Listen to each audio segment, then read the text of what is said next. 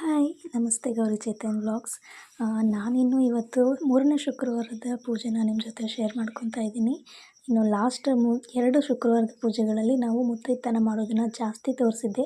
ಇನ್ನು ಇವತ್ತು ನಾನು ದೇವರಿಗೆ 2 ಬ್ಲೌಸ್ ಪೀಸ್ನ ತೊಗೊಂಡು ಅದನ್ನು ನೀಟಾಗಿ ಫೋಲ್ಡ್ ಮಾಡಿಬಿಟ್ಟು 2 ಬ್ಲೌಸ್ ಪೀಸಿಂದ ಹೇಗೆ ನಾವು ಸೀರೆನ ಉಡ್ಸಿದ್ವಿ, ಅಂದರೆ ಬ್ಲೌಸ್ ಪೀಸ್ನ ಸೀರೆ ಥರ ಉಡ್ಸಿದ್ವಿ ಅಂತೇಳಿ ಶೋ ಮಾಡ್ತಾಯಿದ್ದೀನಿ ನಿಮಗೆ.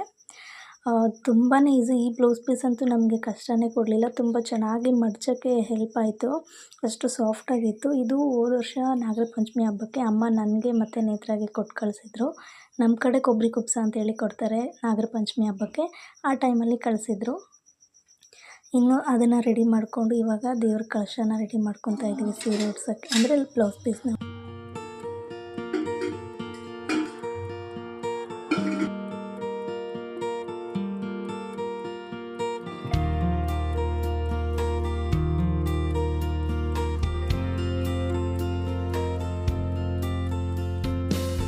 ಅಕ್ಕಿನ ಹಾಕಲೇಬೇಕು. ಸ್ವಲ್ಪ ಅಕ್ಕಿನೂ ಮತ್ತು ರಂಗೋಲಿನ ಹಾಕ್ಬೇಕು ಅಂದ್ಕೊಂಡ್ವಿ. ಅಕ್ಕಿನ ಹಾಕಲಿಲ್ಲ. ಆಮೇಲೆ ಅತ್ತೆ ಬಂದು ಹಾಕಬೇಕಾಗಿತ್ತು ಅಂತ ಹೇಳಿದ್ರು.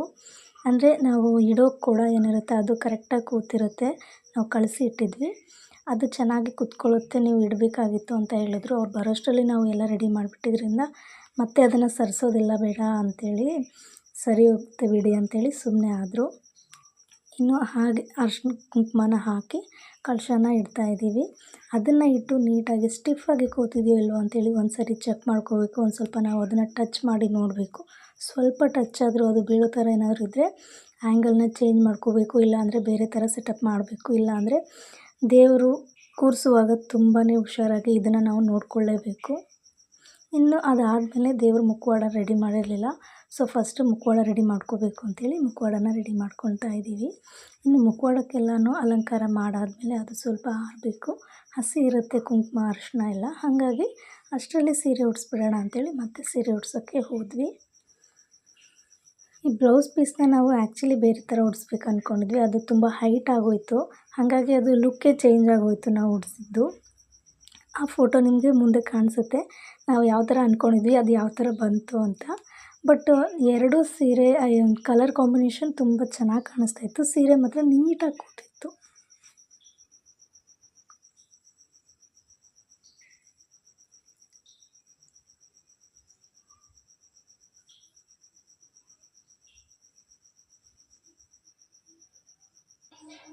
ನಾವು ಮದುವೆ ಆದ ಹೊಸದರಲ್ಲಿ ಅತ್ತೆ ಇದನ್ನು ಮಾಡೋದನ್ನು ನೋಡ್ತಿದ್ವಿ. ಆದರೆ ಸೀರೆ ಎಲ್ಲ ಉಡಿಸೋ ಸಾಹಸಕ್ಕೆ ಹೋಗ್ತಿರ್ಲಿಲ್ಲ. ಯಾಕಂದರೆ ಭಯ ಆಗೋದು. ಕಳಶ ಕೂಡ್ಸೋದಂದರೆ ಸ್ವಲ್ಪ ಭಯನೇ. ಯಾಕಂದರೆ ಏನಾದರೂ ಸ್ವಲ್ಪ ಮಿಸ್ಟೇಕ್ ಆದರೂ ಅದು ವಾಲೋದಾಗಿರಲಿ ಬಾಗೋದಾಗಿರಲಿ ಆಗಬಾರ್ದು. ಸೊ ಹಾಗಾಗಿ ನಾವು ಅದಕ್ಕೆ ನೋಡಿಕೊಂಡೇ ಇಷ್ಟು ವರ್ಷ ಅದನ್ನು 2-3 ವರ್ಷ ನೋಡ್ಕೊಂಡ್ವಿ. ಅತ್ತೆ ಹೆಲ್ಪ್ ತೊಗೊಂಡು ಸೀರೆನ ಉಡಿಸ್ತಿದ್ವಿ. ಈ ವರ್ಷ ನಾನು ನೇತ್ರಾನೇ ಫುಲ್ ಕಂಪ್ಲೀಟಾಗಿ ದೇವರಿಗೆ ಸೀರೆ ವಸ್ತ್ರಾಲಂಕಾರ ಮಾಡಿದ್ದು ನಾನು ನೇತ್ರಾನೇ ಮಾಡಿದ್ದು ಪೂರ್ತಿಯಾಗಿ. ಅತ್ತೆ ಹೆಲ್ಪ್ ತೊಗೊಳ್ಳೇ ಇಲ್ಲ. ನಾವೇ ಅಲಂಕಾರ ಎಲ್ಲ ಮಾಡಿದ್ವಿ. ಇನ್ನು ಅದು ಬೇರೆದೆಲ್ಲ ಅಂದರೆ ಬಾಳೆಕಂಬ ಇಡೋದಾಗಿರ್ಬೋದು, ಉಡಿಯೋಕ್ಕೆ ಆಗಿರ್ಬೋದು, ಅದನ್ನೆಲ್ಲ ಅತ್ತೆನೇ ಇಡ್ತಾರೆ. ನಾವು ಅಡುಗೆ ಮಾಡೋಕ್ಕೆ ಹೋಗ್ತೀವಿ. ಸೊ ಹಾಗಾಗಿ ಇನ್ನು ನಾವು ಸೀರೆನ ಬೇರೆ ಥರ ಉಡಿಸ್ಬೇಕು ಅಂದ್ಕೊಂಡಿದ್ನಲ್ವ, ಈ ಫೋಟೋ ಕಾಣುತ್ತೆ ಈ ಥರ ಉಡಿಸ್ಬೇಕು ಅಂದ್ಕೊಂಡಿದ್ವಿ. ನಾವು ಚಿಕ್ಕದಾಗಿ ಅಂದರೆ ಹೈಟ್ ಕಡಿಮೆ ಆಗಿದ್ದರೆ ಇದೇ ಥರ ಬರೋದು. ಬಟ್ ಹೈಟ್ ಸ್ವಲ್ಪ ಜಾಸ್ತಿ ಆಯಿತು. ಹಾಗಾಗಿ ಅದು ಸೀರೆ ಅಗಲ ಆಗಲಿಲ್ಲ, ಉದ್ದ ಆಯಿತು. ಇನ್ನು ಸೀರೆ ಎಲ್ಲ ಉಡಿಸಿದ್ಮೇಲೆ ದೇವರಿಗೆ ಅತ್ತೆ ಸಂತೆಯಿಂದ ಹೂಗಳನ್ನ ತಂದಿದ್ರು. ಸೊ ಮನೆಯಲ್ಲೇ ನಾನು ದೇವರಿಗೆ ಹಾರನ ಮಾಡ್ಕೊಳ್ತಾ ಇದ್ದೀನಿ.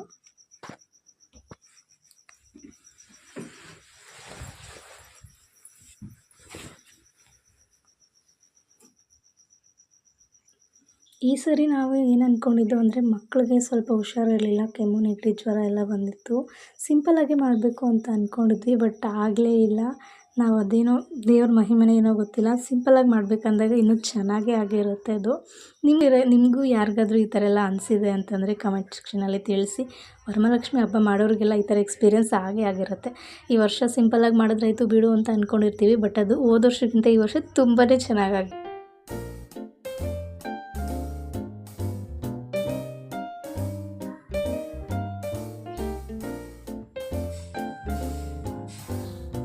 ಹಾರ ರೆಡಿ ಮಾಡುವಾಗ ದೇವ್ರಿಗೆ ಸೈಜ್ ಅಂದರೆ ಎಷ್ಟು ಉದ್ದ ಬೇಕು ಅಂತೇಳಿ ನೋಡಿಕೊಂಡು ಮತ್ತೆ ಒಂದು ಹಾರನ ಅದರ ಸಮವಾಗಿ ನಾನು ಅಳತೆ ತೊಗೊಂಡು ಮಾಡಿದೆ. ಮತ್ತು ಮುಂದೆಗಡೆ ನನಗೆ ತುಂಬ ಚೆನ್ನಾಗಿ ಹಾರ ಅಂತೂ ಕಟ್ಟೋಕ್ಕೆ ಬರೋಲ್ಲ, ಬಟ್ ನನಗೆ ಗೊತ್ತಿರೋ ಥರ ಈ ರೀತಿ ಒಂದು ಸ್ವಲ್ಪ ನೀಟಾಗಿ ಕಟ್ಕೊಂಡೆ ಹಾರನ. ಇನ್ನು ಚೆನ್ನಾಗೇ ಬಂತು, ಹಾಕಿದಾಗ ತುಂಬ ಚೆನ್ನಾಗಿ ಕಾಣಿಸ್ತಾ ಇತ್ತು.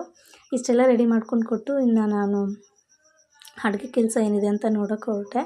ಅಷ್ಟರಲ್ಲಿ ಅತ್ತೆ ಬಾಳೆಕಂಬನ ಇಡೋದಾಗಿರ್ಬೋದು, ಹಾಗೆ ದೇವರಿಗೆ ನೈವೇದ್ಯಗಳಿಡೋದು, ಆಮೇಲೆ ಮುಂದೆಗಡೆ ಹಣ್ಣು ಹಂಪಲು ಉಡಿಯಕ್ಕಿ ಅವೆಲ್ಲನೂ ಇಡೋದನ್ನು ಮಾಡ್ಕೊಳ್ತಾಯಿದ್ರು.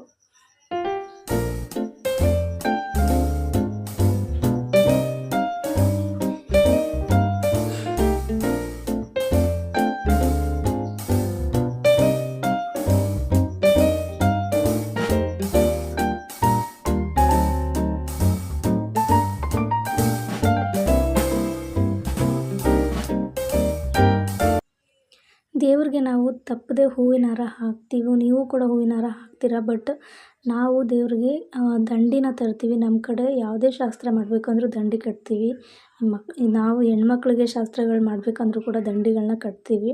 ಅದೇ ಥರ ಇವಾಗ ನಾವು ದೇವ್ರಿಗೆ ದಂಡಿ ಕಟ್ಟಿದ್ವಿ. ಅಲ್ಲಿ ಕಾಣಿಸ್ತಿರ್ಬೋದು ನಿಮಗೆ ವೈಟ್ ಕಲರ್ ಹೂವು, ಅದನ್ನು ಹೇಳಿ ಮಾಡಿಸ್ಕೊಂಡು ಬಂದಿದ್ದಾರೆ ಅತ್ತೆನೇ. ದಂಡಿ ಅಂಥೇಳಿ ನಮ್ಮ ಕಡೆ ಕಟ್ತಾರೆ. ಇಲ್ಲಿ ಉತ್ತರ ಕರ್ನಾಟಕದವರಾಗಿದ್ದರೆ ಇದ್ರ ಬಗ್ಗೆ ಸ್ವಲ್ಪ ನಾಲೆಡ್ಜ್ ಇರುತ್ತೆ. ಹಾಗಾಗಿ ನಾನು ಇವತ್ತು ನಿಮ್ಮ ಜೊತೆ ಹೇಳ್ಕೊಳ್ತಾ ಇದ್ದೀನಿ. ಈ ಕಡೆಯವ್ರಿಗೆ ತುಂಬಾ ಚೆನ್ನಾಗಿ ಗೊತ್ತಿರುತ್ತೆ. ಯಾಕಂದರೆ ಯಾವುದೇ ಸಂಪ್ರದಾಯ, ಯಾವುದೇ ಒಂದು ಶಾಸ್ತ್ರ ಹೆಣ್ಮಕ್ಳಿಗೆ ಮೊದಲ ಶಾಸ್ತ್ರಗಳು ಮಾಡಬೇಕು ಅಂತಂದರೆ ಈ ರೀತಿ ಎಲ್ಲ ಮಾಡ್ತಾರೆ. ದಂಡಿ ಕಟ್ಬಿಟ್ಟು ಅವರಿಗೆ ಶಾಸ್ತ್ರಗಳನ್ನ ಮಾಡೋದು. ಇನ್ನು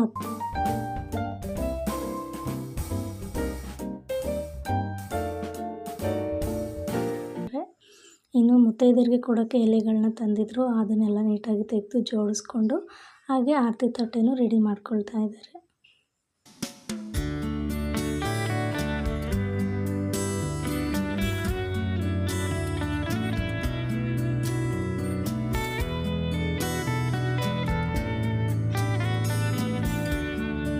ಇದೆಲ್ಲನೂ ಆದಮೇಲೆ ಮೇಯ್ನ್ ಪೂಜೆಗೆ ರಂಗೋಲಿನೇ ಚೆಂದ ಅಲ್ವಾ ಲಕ್ಷ್ಮಿಗೆ. ಸೊ ಇವಾಗ ನಮ್ಮ ಮನೇಲಿ ರಂಗೋಲಿನ ಸ್ವಲ್ಪ ಚೆನ್ನಾಗಿ ಹಾಕೋಕ್ಕೆ ಇಷ್ಟಪಡ್ತೀವಿ. ಯಾಕಂದರೆ ದೇವ್ರ ಮನೆ ದೊಡ್ಡದಾಗಿದೆ, ಹಾಗಾಗಿ ರಂಗೋಲಿ ಹಾಕಿದ್ರೆ ತುಂಬ ಚೆನ್ನಾಗಿ ಕಾಣುತ್ತೆ. ಸೊ ಹಂಗಾಗಿ ಇವಾಗ ಅದೆಲ್ಲನೂ ಮಾಡಿಬಿಟ್ಟು ಅತ್ತೆ ಹೋದರು. ಇನ್ನು ರಂಗೋಲಿ ಹಾಕೋಣ ಅಂಥೇಳಿ ಎಲ್ಲನೂ ಕ್ಲೀನ್ ಮಾಡ್ಕೊಳ್ತಾ ಇದ್ದೀನಿ.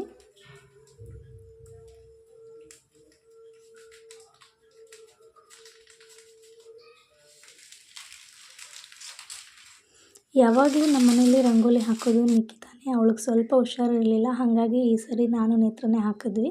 ತುಂಬ ಚೆನ್ನಾಗಿ ಬಂದಿತ್ತು. ಯಾಕಂದರೆ ರಂಗೋಲಿ ಹಾಕೋಕ್ಕೆ ತುಂಬ ಟೈಮ್ ತೊಗೊಳುತ್ತೆ. ಹಾಗಾಗಿ ನಾವು ಜಾಸ್ತಿ ರಂಗೋಲಿ ಹಾಕೋಕ್ಕೆ ಹೋಗಲ್ಲ, ಅವಳಿಗೆ ಬಿಟ್ಬಿಡ್ತೀವಿ. ರಂಗೋಲಿ ಹಾಕೋ ಕೆಲಸ ನಿಂದೆ ಅಮ್ಮ, ನೀನೇ ಮಾಡ್ಕೊ, ಇನ್ನು ನಾವು ಅಡುಗೆ ಕೆಲಸ ನೋಡ್ಕೊತೀವಿ, ದೇವರ ಅಲಂಕಾರ ಅತ್ತೆ ಮಾಡ್ತಾರೆ ಅಂಥೇಳಿ ಈ ರೀತಿ ನಾವು ಕೆಲಸಗಳನ್ನ ಶೇರ್ ಮಾಡಿಕೊಂಡು ಮಾಡ್ತೀವಿ.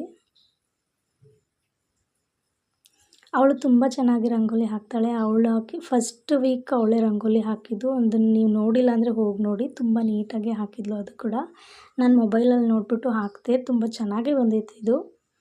ಅವರು ವೈಟ್ ರಂಗೋಲಿನಲ್ಲಿ ಹಾಕಿದ್ರು. ಇನ್ನು ವೈಟ್ ರಂಗೋಲಿ ಹಾಕಿದ್ರೆ ಅಷ್ಟೊಂದು ಎದ್ದು ಕಾಣಲ್ಲ ಅಂದ್ಬಿಟ್ಟು ನಾನು ಕಲರ್ಸ್ನ ಆ್ಯಡ್ ಮಾಡಿದೆ. ಸ್ವಲ್ಪ ಚೆನ್ನಾಗೇ ಬಂದಿತ್ತು. ನಾನು ಅಂದ್ಕೊಂಡಿದ್ದಕ್ಕಿಂತ ಲುಕ್ ಮಾತ್ರ ಬ್ಯೂಟಿಫುಲ್ಲಾಗಿ ಕಾಣಿಸ್ತಾ ಇತ್ತು. ನಿಮಗೆ ಲಾಸ್ಟಲ್ಲಿ ಗೊತ್ತಾಗುತ್ತೆ ಎಷ್ಟು ಚೆನ್ನಾಗಿ ಕಾಣಿಸ್ತಾ ಇತ್ತು ಅಂಥೇಳಿ.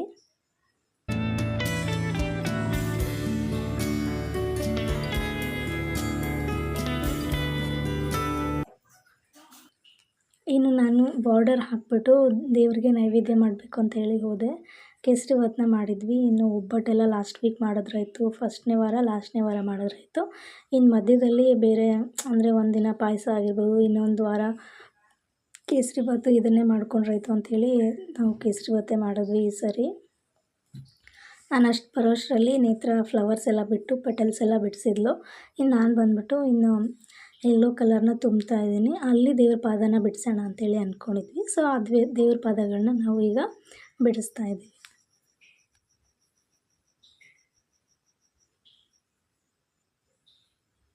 ಇನ್ನು ಅದಾದಮೇಲೆ ಸೈಡಲ್ಲಿ ಸ್ವಲ್ಪ ಖಾಲಿ ಖಾಲಿ ಅನ್ನಿಸ್ತಾ ಇತ್ತು. ಹಾಗಾಗಿ ಅಲ್ಲಿ ಎಲೆಗಳ ಥರ ಮಾಡ್ಕೊಳ್ಳೋಣ ಅಂಥೇಳಿ ಪುಟ್ಟದಾಗಿ ಎಲೆಗಳನ್ನ ಮಾಡ್ಕೊಂಡ್ವಿ. ಲಾಸ್ಟಿಗೆ ತುಂಬ ಚೆನ್ನಾಗಿ ಕಾಣಿಸ್ತಾ ಇತ್ತು. ಈ ರಂಗೋಲಿ ಎಲ್ಲ ಮುಗಿದ್ಮೇಲೆ ರೆಡಿ ಆದ್ವಿ ನಾವು ಕೂಡ. ಮುಖ ತೊಳ್ಕೊಂಡು ಅಷ್ಟರಲ್ಲಿ 4 ಗಂಟೆ ಆಗೋಯಿತು. ಇನ್ನು 4 ಗಂಟೆ ಅಷ್ಟರಲ್ಲಿ ರೆಡಿ ಆಗಿಬಿಟ್ವಿ. ಇನ್ನು ಮುತ್ತೈದೆಯರೆಲ್ಲ ಬರ್ತಾರೆ, ಮುತ್ತೈದೆತನ ಮಾಡಬೇಕು ಅಂತೇಳಿ ಲಾಸ್ಟ್ ಫುಲ್ಲು ಎಲ್ಲನೂ ಹಾಕಿದ್ಮೇಲೆ ರಂಗೋಲಿ ಈ ರೀತಿ ಕಾಣಿಸ್ತಾ ಇದೆ. ಆ್ಯಂಡ್ ದೇವರು ಕೂಡ ತುಂಬ ಮುದ್ದಾಗಿ ಆ್ಯಂಡ್ ತುಂಬ ನೀಟಾಗಿ ಚೆನ್ನಾಗಿ ಕಾಣಿಸ್ತಾ ಇತ್ತು ಈ ವಾರ. ಪ್ರತಿ ವಾರಕ್ಕಿಂತ ಒಂದು ವಾರಕ್ಕಿಂತ ಇನ್ನೊಂದು ವಾರ ತುಂಬ ಚೆನ್ನಾಗೇ ಆಗ್ತಿರುತ್ತೆ ಪೂಜೆ. ಅಂದ್ಕೊತೀವಿ ನಾವು ಸಿಂಪಲಾಗಿ ಮಾಡಿಬಿಡೋಣ, ಲಾಸ್ಟ್ ವಾರ ಚೆನ್ನಾಗಿ ಮಾಡೋಣ ಅಂತ. ಆದರೆ ಅಂದ್ಕೊಳ್ಳೋದಕ್ಕಿಂತ ಚೆನ್ನಾಗೇ ಆಗಿರುತ್ತೆ. ಲಕ್ಷ್ಮಿ ಅಂದರೆ ನಾವೆಲ್ಲರೂ ಅಂದ್ಕೊಂಡಿರೋದು ಹಣ ಅಂತಲೇ. ಲಕ್ಷ್ಮಿನ ನಾವು 8 ಅವತಾರಗಳಲ್ಲಿ ನೋಡ್ಬೋದು. ಅದಕ್ಕೆ ನಾವು ಲಕ್ಷ್ಮಿನ ಅಷ್ಟಲಕ್ಷ್ಮಿ ಅಂತೇಳಿ ಕರಿತೀವಿ. ಅಷ್ಟಲಕ್ಷ್ಮಿಯರ ಬಗ್ಗೆ ನಾನು ಹೇಳೋದಾದರೆ, ಮೊದಲನೇದು ಧನಲಕ್ಷ್ಮಿ, ಧೈರ್ಯಲಕ್ಷ್ಮಿ, ಸಂತಾನಲಕ್ಷ್ಮಿ, ವಿದ್ಯಾಲಕ್ಷ್ಮಿ, ವಿಜಯಲಕ್ಷ್ಮಿ, ಧಾನ್ಯಲಕ್ಷ್ಮಿ, ಗಜಲಕ್ಷ್ಮಿ, ಆದಿಲಕ್ಷ್ಮಿ. ಧನಲಕ್ಷ್ಮಿ ನಿಮಗೆ ಹಣವನ್ನು ನೀಡ್ಬೋದು, ಧೈರ್ಯಲಕ್ಷ್ಮಿ ಧೈರ್ಯವನ್ನು ಕೊಡ್ಬೋದು, ಸಂತಾನಲಕ್ಷ್ಮಿ ಮಕ್ಕಳನ್ನು ಕರುಣಿಸ್ಬೋದು, ವಿದ್ಯಾಲಕ್ಷ್ಮಿ ನಿಮ್ಮ ಮನೆಯಲ್ಲೆಲ್ಲರೂ ವಿದ್ಯಾವಂತರಾಗಿ ಒಳ್ಳೆಯ ವಿದ್ಯೆ ಬುದ್ಧಿಯನ್ನು ಕರುಣಿಸ್ಬೋದು. ಹಾಗೆ ವಿಜಯಲಕ್ಷ್ಮಿ ನಿಮಗೆ ಆದಷ್ಟು ಎಲ್ಲ ಕೆಲಸದಲ್ಲೂ ಯಶಸ್ಸನ್ನು ಬರಲಿ ಅಂತೇಳಿ ಹರಿಸ್ತಾಳೆ. ಧಾನ್ಯಲಕ್ಷ್ಮಿ ಅನ್ನವನ್ನು ಕರುಣಿಸ್ತಾಳೆ, ಯಾವುದೇ ರೀತಿಯ ಅನ್ನದಲ್ಲಿ ಕೊರತೆ ಆಗದಿರೋ ಹಾಗೆ ನಮ್ಮನ್ನು ಕಾಪಾಡ್ತಾಳೆ. ಹಾಗೆ ಗಜಲಕ್ಷ್ಮಿ ಶಕ್ತಿಯನ್ನು ಕೊಡ್ತಾಳೆ. ಆದಿಲಕ್ಷ್ಮಿ ಎಲ್ಲ ಕೆಲಸಗಳಲ್ಲೂ ಬಲವಾಗಿ ನಿಲ್ತಾಳೆ. ಇಷ್ಟು ಕೂಡ ಅಷ್ಟಲಕ್ಷ್ಮಿಯ ಅವತಾರಗಳು.